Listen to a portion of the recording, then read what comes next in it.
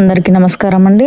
ఈరోజు వచ్చేసి అంటే రేపు ఆగస్ట్ 26 మంగళవారం తదియ తిథి ఉంటుంది. ఆ రోజున తదియ నోమని జరుపుకుంటూ ఉంటాము. ఈ నోమ వచ్చేసి ఉదయం 6:30 నుండి 8:30 వరకు మరియు 10:30 నుండి 12:30 మధ్యలో నోముకోవాలండి.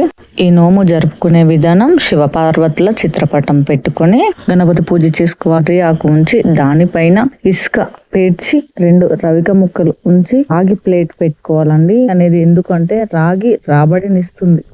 గౌరీదేవిని ప్రతిష్ఠించుకొని పోక ఖర్జూర పండు రాగి పెట్టుకోవాలండి. ప్రత్యేకించి గౌరీదేవి చుట్టూ మర్రి ఊడను పెట్టుకోవాలి. మొత్తం 5 దొప్పలు, 3 దొప్పలలో 13 కుడుములు పరమాన్నం పెట్టుకోవాలి. కంకణం వచ్చేసి 13 పోగులు, 13 ముళ్ళు, 13 ఉత్తరైన ఆకులతోని కంకణాలు 2 కట్టుకోవాలి. 5 ఆకులతో 3 కట్టుకోవాలి. అమ్మవారికి 13 కుడుము దొప్ప కంకణం సమర్పించి ఆ కంకణం మన భర్తతోని కట్టించుకోవాలి. ఏమైనా డౌట్స్ వచ్చినా కామెంట్ చేయండి.